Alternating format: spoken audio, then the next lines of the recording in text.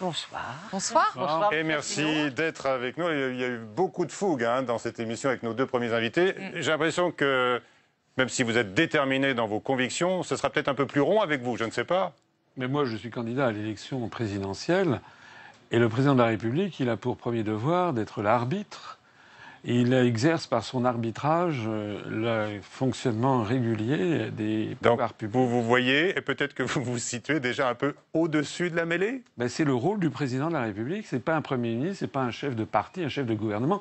Normalement, quelqu'un qui est candidat à l'élection présidentielle doit veiller à rassembler les Français. D'accord. Les deux prédécesseurs qui sont passés avant moi passent leur temps à essayer de diviser les Français. Ouais, qu'est-ce que vous en avez pensé, là, sincèrement? Sincèrement, je trouve que Mme Arthaud et puis le représentant de Mme Le Pen passent leur temps à essayer de diviser les Français au moment où il faut les rassembler. Donc, sur l'Europe, Vous êtes vous avez un des points communs avec eux? Sur l'Europe, on a évidemment des points communs. D'ailleurs, je vous rappelais, lors du débat qui a eu lieu avec les 11 candidats, en réalité, finalement, pratiquement tous les candidats avaient des choses à reprocher à l'Union européenne. Pratiquement tous. Il n'y en a aucun qui a trouvé que c'était formidable. Ouais. Même M. Macron et même M. Fillon, qui sont les plus... Tout le monde est d'accord pour dire qu'on peut améliorer l'Europe. Alors, tout le monde est d'accord pour critiquer. Voilà. Après ça, il y a trois catégories. Il y a ceux qui disent, finalement, en gros, on va continuer comme ça. Ça, c'est M. Fillon, M. Macron. Et puis, il y a ceux qui disent, la deuxième catégorie, ce sont ceux qui disent, on va renégocier les traités. C'est notamment Mme Le Pen, on vient de voir encore M. Bay le confirmer, c'est M. Mélenchon, et puis c'est M. Cheminade, c'est M. Dupont-Aignan. Et puis la troisième catégorie, il n'y en a qu'un, c'est moi. C'est la sortie. C'est celui qui dit qu'après 60 ans, on ne peut plus, 60 ans de construction européenne, on ne peut plus modifier les traités. Concrètement, on pourrait toujours théoriquement, mais concrètement, on ne le peut plus. La situation est une situation de blocage. Et dans cette situation, en adulte, on va faire ce que font les Britanniques, qui sont un grand peuple. Les Britanniques, ce sont ceux qui ont défendu les libertés publiques depuis 800 ans, depuis la Magna Carta de 1215. C'est pas un peuple extrémiste, c'est un peuple extrêmement pragmatique. Et bien nous, on dit, voilà, on va lancer la procédure de sortie de l'Union. C'est pas la même chose, On ne peut pas établir le parallèle, ça n'a rien à voir. Le Brexit et le Frexit, quand on abandonne une monnaie, c'est une onde de choc considérable. Non, mais ça, on peut parler de l'abandon de la monnaie, mais ils sont quand même en train de sortir de l'Union européenne. Mais donc, c'est déjà un choc. Vous, président François Asselineau, le lendemain de votre élection, vous sortez de l'Europe. Je ne sors pas de l'Europe. Ce que je fais, moi, je suis respectueux du droit, toujours. Et donc, je lance la procédure de l'article 50 du traité de l'Union européenne, comme vient de le faire Mme Theresa Sans May. consulter les Français, outre mesure. Pourquoi je consulterai les Français? Je ne vais pas leur demander ensuite par référendum s'ils sont d'accord pour que je mette en œuvre le programme pour lequel je viendrai d'être élu. Vous considérez que c'est un référendum de fait? Mais c'est pas un référendum. C'est votre programme. Voilà, c'est comme à ce moment-là, on pourrait aller loin. Une fois qu'ils auraient voté, il faudrait que je fasse un autre référendum pour savoir s'ils sont d'accord pour que je mette en œuvre le référendum. Non. J'ai un programme, et si je suis élu sur ce programme, évidemment, je reconnais qu'avec les précédents de M. Sarkozy et de M. Hollande, je reconnais qu'on est un peu, on a perdu l'habitude qu'un président de la République nouvellement élu mette le programme en œuvre pour lequel il a été élu. Mais c'est quand même ce que je ferai moi, et donc je mettrai en œuvre l'article 50. Il y a une ouverture d'une négociation avec les partenaires. Ça va très bien se passer. D'ailleurs, regardez, ça se passe très bien avec le Royaume-Uni. Le Royaume-Uni n'est pas tombé dans l'apocalypse. Rappelez-vous, Madame... il n'a pas l'euro, le Royaume-Uni. Ils ne sont pas sortis encore. Ils ne sont pas sortis. Ils ne sont pas sortis, mais ensuite, ils n'ont pas l'euro. Ils ne sont pas sortis. Mais rappelez-vous ce qu'avait dit Madame Christine Lagarde, la directrice générale du Fonds monétaire international. Elle s'était rendue au mois de juin de l'année dernière et elle avait dit, si jamais vous votez pour le Brexit, dans les jours qui viennent, ça va être l'apocalypse financière, ça va être un effondrement des marchés financiers. On a appris au début de cette année, c'est le gouverneur de la Bank of England lui-même qui a dit qu'en fait toutes les prévisions apocalyptiques avaient été fausses. Et puis je constate que les conversations pour la sortie de l'Union européenne par le Royaume-Uni ont commencé. Je constate que les choses se passent bien. La France n'a pas rappelé son ambassadeur à Londres. Le Royaume-Uni reste relié au reste du monde. J'entends bien ce que vous dites, M. Asselineau, mais écoutez, quand on demande aux Français, est-ce que vous en avez marre de cette monnaie, est-ce que vous voulez la quitter, on a 70% qui disent non. On veut l'euro, on veut rester. Mais ça, c'est vous qui le dites. Ah, mais c'est pas moi qui le dis, non, oh là là, non, moi je ne me prends pas pour un institut de sondage moi toute seule. Demandons l'avis des Français. D'abord, comme le disait ma grand-mère, qui n'entend qu'une cloche, n'entend qu'un son. Ça fait maintenant des années que l'on explique aux Français, sans jamais que cette affirmation soit contredite, que sortir de l'euro serait une apocalypse. Moi, je dis que c'est pas vrai. Je dis que c'est en restant dans l'euro que nous allons vers l'apocalypse, parce que l'euro va de toute façon exploser. Et j'explique que sortir de l'euro, ça n'est pas difficile, c'est beaucoup plus facile de sortir de l'euro que d'y entrer. Ben regardez, Madame Lagarde, elle annonçait, vous venez de le dire, Madame Lagarde, la présidente du FMI, disait ça va être l'apocalypse si vous sortez de l'Union européenne, Oui. disait-elle aux Anglais. Bah, je pourrais vous dire la même chose. Vous nous annoncez l'apocalypse, si nous on sort de l'euro, c'est peut-être la même chose. Peut-être que vous êtes un peu le Lagarde. Non, moi j'annonce pas du tout l'apocalypse si on sort de l'euro. C'est ce que vous venez de dire, hein? Non, j'annonce l'apocalypse si on y reste. Oui. Mais moi j'ai des arguments. Oui, pardon, mais enfin. L'apocalypse, si on ne sort pas de l'euro. Voilà, c'est ça. Mais moi j'ai des arguments, j'ai des arguments solides et techniques pour le faire valoir. Figurez-vous que depuis 1999, la compétitivité entre l'économie allemande et l'économie française s'est creusée de 21%, excusez-moi, en faveur de l'Allemagne. Ça veut dire que l'euro est une monnaie qui est une cote. C'est bon pour les Allemands alors. L'euro est une cote mal taillée entre les pays. L'euro est trop bon marché pour l'économie allemande. Alors peut-être que c'est le réformer, il faut réformer l'euro, peut-être pas en sortir. Pourquoi sortir, forcément ? Attendez. L'euro est trop bon marché pour l'économie allemande, ce qui fait que l'économie allemande dégage des excédents commerciaux de 247 milliards d'euros. Ils sont devenus le premier excédent commercial mondial devant la Chine. Et puis au même moment, l'euro est trop cher pour l'économie française. Nous dégageons des déficits commerciaux géants. Sauf quand on emprunte sur les marchés. C'est encore pire. Là, je parle des déficits. On est tellement endettés. Je parle des... Oui, l'Allemagne est encore plus oui, endettée. mais d'accord. La Grèce, l'Italie et l'Espagne et le Portugal sont encore plus dans une situation encore plus difficile. Et puis surtout, comme nous avons perdu notre compétitivité externe, qu'est-ce qu'il faut faire? La seule possibilité, puisqu'on n'a plus la monnaie pour corriger le taux de change externe, c'est ce que les économistes appellent une dévaluation interne. C'est ce que réclame la Commission européenne, c'est-à-dire la démolition de notre droit du travail, c'est-à-dire la baisse du SMIC, voire sa suppression, c'est-à-dire l'ubérisation généralisée de la société. Est-ce que c'est ça que veulent les Français? Et c'est aussi la montée inexorable du chômage. Parce que si l'on sort de l'euro, et je peux vous le prouver, il suffit d'ailleurs de regarder l'étude qui avait été publiée par la Fondation Respublica en 2013, nous pourrons faire baisser le nombre de chômeurs de catégorie A en 2 ans, sans doute d'au moins 1 million, sinon 2 millions de chômeurs en moins. On est obligé de croire sur parole, là, parce que moi, je ne sais pas comment vous y arrivez à ce calcul-là. Ce qui est sûr, si vous voulez, c'est que ce que nous propose, que propose M. Fillon ou M. Macron, par exemple, c'est de continuer la même politique que nous suivons depuis 25 ans. Nous avons eu 1 million de chômeurs de catégorie A en plus sous M. Sarkozy. On en a eu encore 1 million supplémentaire sous M. Hollande. Et on va continuer sur le même chemin. Est-ce que c'est vraiment ça que veulent les Français? Sans offense, pour l'instant, dans les intentions de vote, vous êtes crédité de moins d'1% des intentions de vote. Messieurs Fillon et Macron ont plus de chances de parvenir au second tour, a priori, que vous, du moins sur le papier. Est-ce que vous avez un quatuor, voire un duo de tête aujourd'hui? On est au soir du premier tour. Qui est-ce que vous voulez voir s'affronter? D'abord, je trouve que qui est le plus proche de vos idées? D'abord, ces histoires de sondage, permettez-moi de ne pas y croire. Bon, je connais un certain nombre de faux confrères qui rigolent sous cap quant au sondage, par exemple, sur M. Macron. Moi, je vois que des sondages, quand on va sur Internet... Vous serez qualifié au second tour. Quand on va sur Internet, et que mon nom figure dans des sondages, je fais des scores spectaculaires. Voilà. Et ça se chiffre, c'est pas 1000 personnes sondées par tel ou tel journal, avec ensuite des corrections dont on ignore tout, puisqu'il y a des redressements qui sont effectués sur les sondages. Moi, ce que je vois, c'est que je fais des scores spectaculaires et que je suis Qu'est-ce que je veux dire spectaculaire? C'est-à-dire donnez-nous des chiffres. Vous voyez où, alors? Allez, par exemple, sur le site Candidat 2017, où tout le monde peut aller voter. Allez-y, vous verrez, depuis jour après jour, où je figure en tête avec M. Mélenchon. Je signale... Donc ce sera un duel Asselineau-Mélenchon. Je signale... Vous n'allez pas jusqu'à dire, comme Jean Lassalle, je serai au second tour. Je signale que lorsque je fais des réunions publiques, hier à Lille, il y avait 1500 personnes. Et les journalistes qui sont allés le voir ont été sidérés. Je signale que lorsque je suis dans la rue, je suis abordé constamment par des gens qui me disent... On ne dit pas qu'il n'y a pas des gens qui s'intéressent aux idées que vous portez et qui sont présents à vos réunions j'ai fait rire publiques. la salle, si vous voulez, parce que... Pas Jean, mais la salle entre dans laquelle 1500 j'étais à Lille, personnes et 51%, non, oui, d'accord. Mais moi, ce que je sais, si vous voulez, c'est que lorsque M. Macron prend la parole, les gens s'en vont en disant c'est barbant, il n'y a rien, c'est du vent.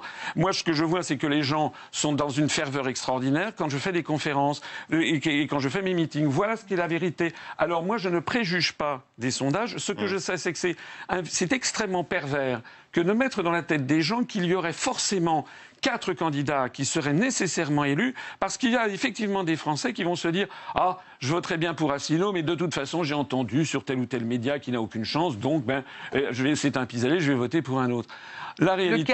Lequel est le plus proche de vous, à votre avis ? J'en sais rien, ça dépend des gens. Moi, si je suis candidat...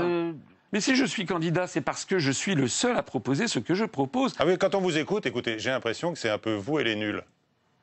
Écoutez, du point de vue technique, du point de vue de l'expérience professionnelle, je suis certainement l'un des plus grands candidats. Ça, c'est exact. J'ai passé 4 ans de ma vie en cabinet ministériel. J'ai accompagné François Mitterrand en tant que haut fonctionnaire et Jacques Chirac. Il y a aussi des candidats qui ont été premiers ministres aussi. Des candidats, non. Des candidats. Il n'y en a pas beaucoup. C'est pour ça que je maintiens qu'en termes d'expérience professionnelle, je suis l'un des plus sérieux, celui qui en a le plus, en effet. C'est bien vous, François Asselineau, et les nuls. Non, c'est pas François. Mais attendez, vous allez me reprocher d'avoir de l'expérience professionnelle ? Non. Bon, c'est comme après le débat l'autre jour, j'ai été brocardé par des humoristes sur le fait que j'avais cité des articles des traités. Bon.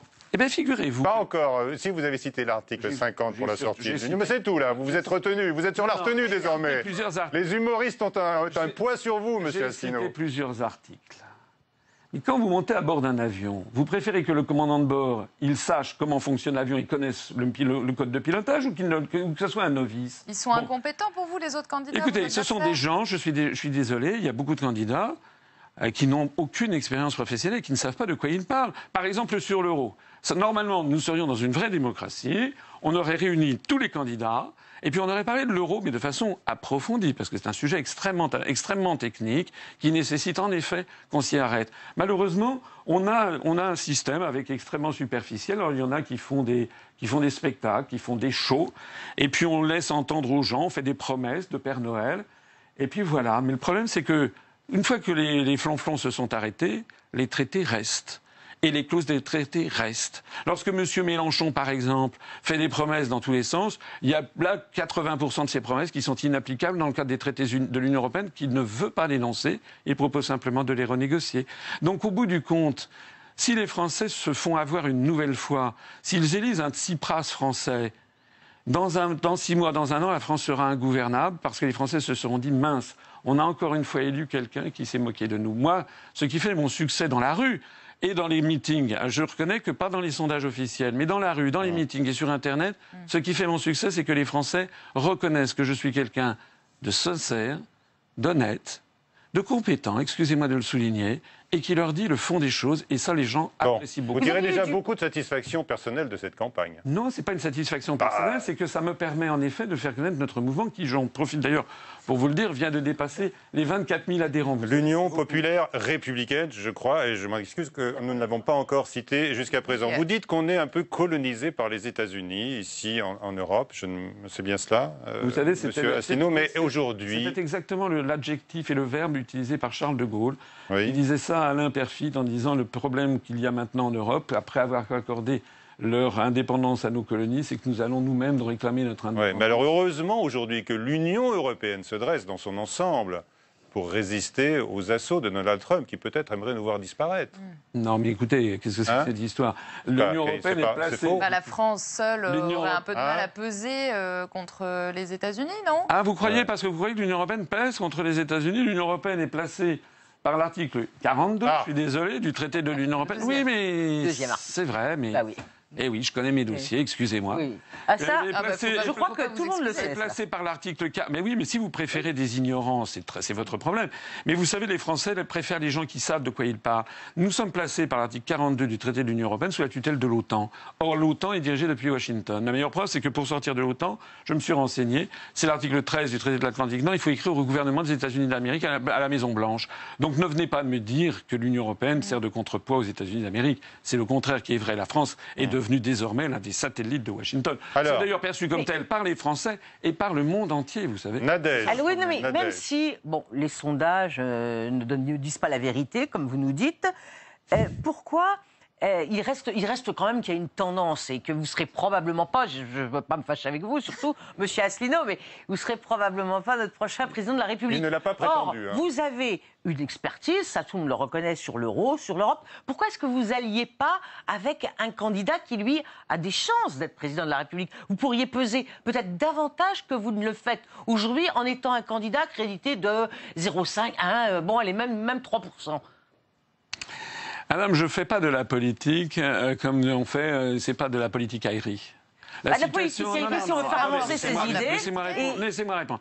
Je fais de la politique de façon sérieuse. Les personnalités, je ne sais pas à qui vous pensez, sont en train de mentir aux Français. Parce qu'il n'y a qu'une seule façon de dire que l'on sort de l'Union européenne, c'est dire je sors de l'Union européenne par article 50. Toutes les autres sont des faux fuyants qui sont en fait pour gagner du temps et pour ne pas sortir. Madame Le Pen, Monsieur Mélenchon, Monsieur Dupont-Aignan, Monsieur Cheminade ne proposent pas ce que je propose. Et comme c'est pour moi l'absolue nécessité de sortir de ça, ça n'a aucun intérêt d'aller faire alliance avec les uns ou les autres. Vous prétendez donc seul souverainiste authentique, même si vous n'aimez pas ce vocable-là, je crois, de souverainiste. Non, oui, alors, oui. On va parler peut-être juste, parce qu'il reste peu de temps. J'ai pas dit que j'étais le seul souverainiste authentique, c'est vous qui placez ça. Ah ben, je sais pas, vous dites que les autres, ils promettent la sortie de l'euro, mais que c'est pas vrai. Il n'y a pas de façon de faire de circonlocution. Je suis le seul qui propose de sortir de l'Union européenne, de l'euro et de l'OTAN. L'actualité internationale, le groupe État islamique contrôle désormais moins de 7% du territoire de l'Irak, cela grâce à l'action de la coalition internationale. Est-ce que vous vous en félicitez oui, évidemment. De cette action de la coalition internationale contre le groupe État islamiste? Est-ce que vous estimez néanmoins toujours que c'est la CIA qui est derrière le terrorisme islamique? Écoutez, vous savez ce qui s'est passé en ce moment? Vous connaissez Gulsi Tabat? Oui, vous le citez régulièrement. Non, c'est une femme d'abord.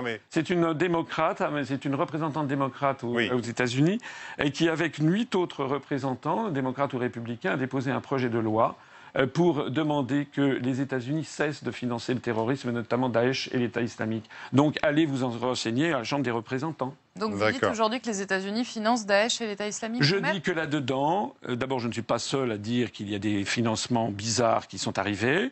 Je ne suis pas le seul à dire que Daesh et l'État islamique utilisent des armes qui sont des armes américaines, des armes britanniques qui transitent par la Turquie. Allez vous renseigner. C'est quand même assez curieux, c'est vous les journalistes. Moi je suis quelqu'un qui lit les journaux, figurez-vous. Eh bien moi je dis que si l'État islamique et si Daesh ont été écrasés, c'est aussi, excusez-moi de le souligner, par l'intervention russe. C'est quand même ça qui s'est produit. Alors, vous avez les preuves. Là, il y en a eu aujourd'hui qui ont été apportées par la Turquie à propos de cette bombe chimique, ces bombes chimiques qui sont tombées sur un village rebelle en Syrie. Les analyses effectuées sur les blessés ont permis de confirmer que c'est bien du sarin, donc ce puissant gaz, qui a été utilisé. Donc là, vous reconnaissez, là, ce soir, que la responsabilité incombe à Bachar el-Assad? Absolument pas, parce que je ne sais pas. D'abord, non, parce que je ne sais pas. Ce sont des enquêtes qui sont extrêmement longues. Il y a eu, vous vous rappelez, le massacre de la Ghouta en avril 2013. Oui. Il a fallu attendre 2017. Et là, vous allez me sortir encore des sources américaines qui remettent en cause non, mais c'est le MIT. Rebelles. Excusez-moi, c'est l'université de Harvard, c'est le Massachusetts Institute of Technology, c'est-à-dire une des institutions les plus prestigieuses des États-Unis, qui a dit, voici quelques semaines, que c'était très probablement le massacre de la Ghouta, après 4 ans d'enquête, que c'était très probablement les forces rebelles. Donc moi, je ne prends pas parti. Mais moi, je suis étonné que l'on prenne parti alors qu'une affaire vient à peine d'apparaître pour un camp contre l'autre. Moi, j'écoute toutes les voix, j'écoute ce que disent les Américains, j'écoute ce que disent les Russes, et je demande qu'on applique le droit international, c'est-à-dire que l'on mène une enquête internationale. En tout cas, il y a une chose qui est certaine, c'est que là-dedans, il y a quelqu'un qui a violé le droit international de façon absolument sûre et certaine, puisqu'il a revendiqué, c'est Donald Trump. Puisque un État, sous le droit international, un État n'a pas le droit d'en agresser un autre, comme ça, sans avoir le feu vert du Conseil de sécurité des Nations Unies. Qu'est-ce que vous dites sur les crimes de guerre qui ont été commis? Et par qui? Comment? Des crimes de guerre. Vous parlez de... Où ça? Du non-respect du droit international. Vous accusez Trump. Qu'est-ce que vous dites sur Bachar el-Assad, sur les crimes de guerre? Mais je dis qu'il faut qu'il y ait une enquête internationale qui permette d'en... Écoutez, on a l'impression qu'on découvre des choses tout à fait nouvelles. Rappelez-vous les armes de destruction massive prétendues de Saddam Hussein en 2003. On était priés de croire à ça. Il n'y a que la France, d'ailleurs, parce qu'à l'époque, la France était dirigée par Jacques Chirac et Dominique de Villepin, qui s'étaient opposés. Et puis on a appris 6 mois après qu'il n'y avait jamais eu d'armes de destruction massive. Merci à vous. Merci à vous. Bonne continuation de campagne, donc dans la rue notamment et sur Internet. Oui, avec beaucoup de meetings, avec énormément de monde. Demain, Jacques Cheminade sera notre invité.